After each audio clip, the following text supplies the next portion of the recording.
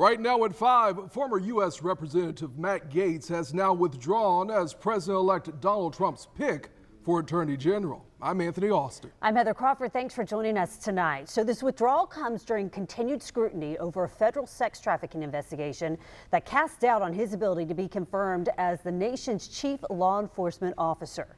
Now, this abrupt withdrawal is a setback to Trump's push to install steadfast loyalists in his incoming administration. But it also recognizes the resistance within the Republican Party surrounding picks with questionable backgrounds.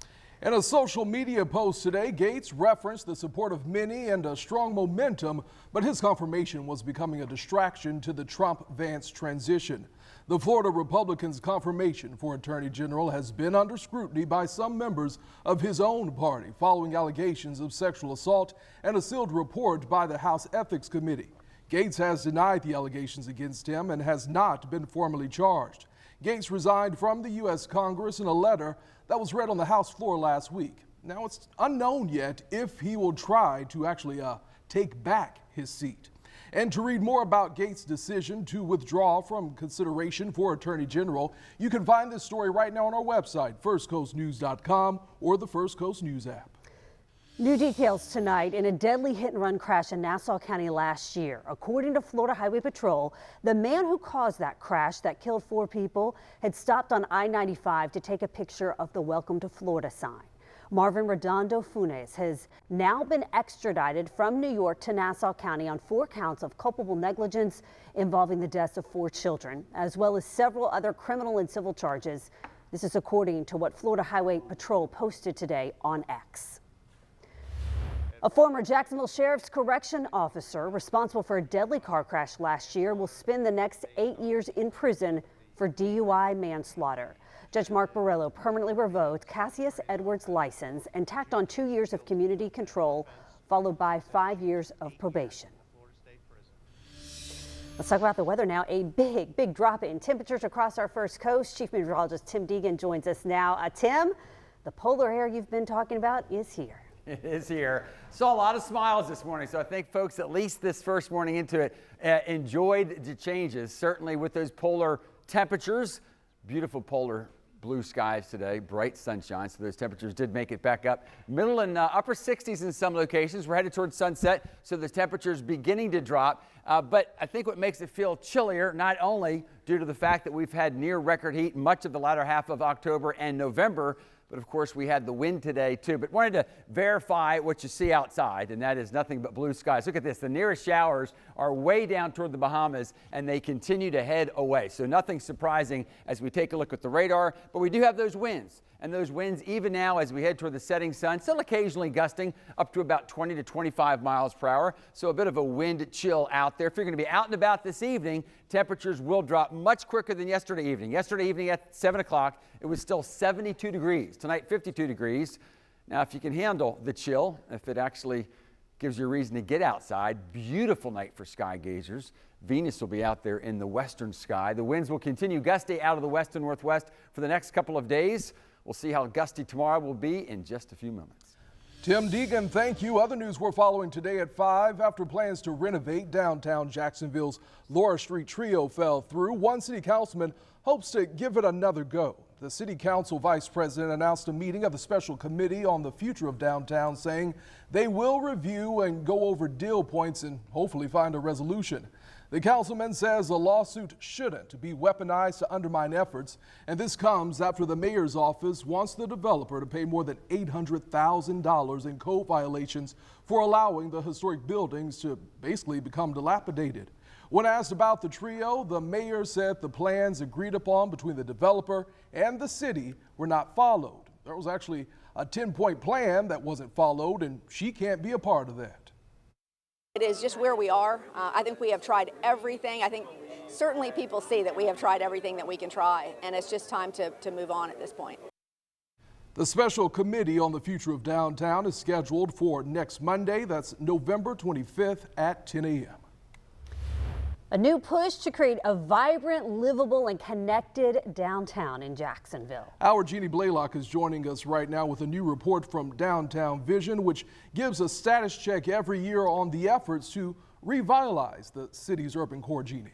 That's right. So the question is, how are we doing? Well, let's take a look at downtown Jacksonville. Now, we know we have the massive stadium project coming to bring more life back to downtown. But as of right now, the report says we have about 8 million square feet of office space in downtown. You're like, well, how much is that? Well, we all love football, so let's take a picture with football. That's about 123 football fields all combined. That's how many square feet. And how many people work in downtown? About 53,450. So if you check out Everbank Stadium, that would be about 79% of the capacity. But when it comes to filling office space downtown, more than a quarter of the space, it's empty. To be exact, about 26% just vacant in downtown Jacksonville. So we want to compare that to other cities around Florida. Let's take a look at Miami. Remember, Jacksonville's 26%. Miami's 17% vacancy. And then you look down here, Tampa 14%, Orlando 11%. So again, here, not necessarily a great picture. Jacksonville 26% vacancy in the office space downtown right now. But how about working downtown? Well, according to this new study we're talking about, 73% they like or they love working downtown. But notice, last year it was 84%, so that number's down just a bit. But for the people with jobs downtown, they like access to the water, they like restaurants, and they like to have walkable space around their job. And on the optimistic side of things, the city says nearly 500,000 square feet of new space is planned because that market space, that office market space in downtown Jacksonville is still a vital part of our future. So that's a snapshot for you tonight. Anthony? All right, Jeannie, thanks so much. Well, Downtown Vision is hosting Sip and Stroll tonight from 5 until 8 along the South Bank Riverwalk. This month's theme is Pearls of the Orient. It's highlighting how Jacksonville is home to the largest Filipino community in the entire state. Put on by the local nonprofit, Jack's Filipinos, you can enjoy free entertainment by Filipino artists, and you can also try out Filipino food, all with a drink in hand. In St. Johns County, just one day after Bass Pro Shops held its grand opening, we're learning another major business could be headed to International Golf Parkway.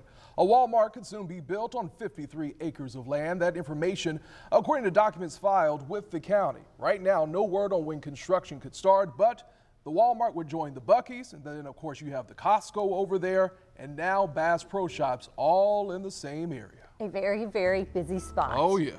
So how much do you spend on a Thanksgiving meal? When you have turkey and all the sides, it could cost you definitely a pretty penny. But as we get ready to celebrate and eat next week, Jasmine Monroe is on your side this evening, verifying if the cost of a Thanksgiving meal has gone up or has it gone down.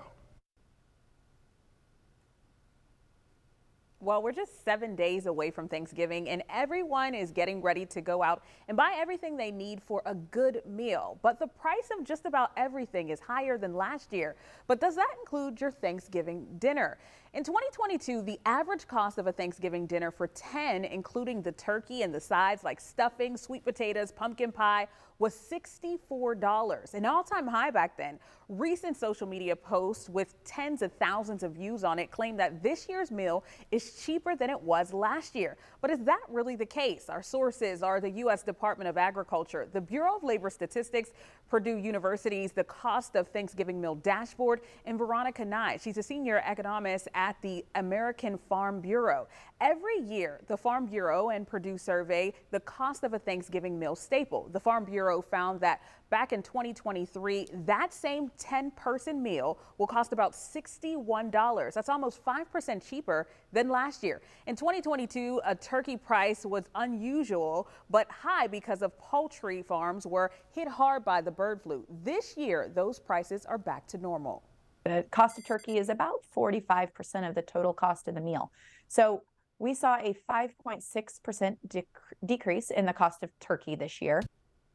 As for the rest of the meal, our sources found some other ingredients may have gone slightly above the price range, but overall, the cost of a Thanksgiving meal is lower than it was last year. So yes, this year's average Thanksgiving meal is cheaper than last year's. Even with the slight savings, prices are still about 25% higher than they were before the pandemic. And of course, we're always on your side. If you want something verified, all you have to do is email us at firstcoastnews.com. For First Coast News on your side, I'm Jasmine Monroe.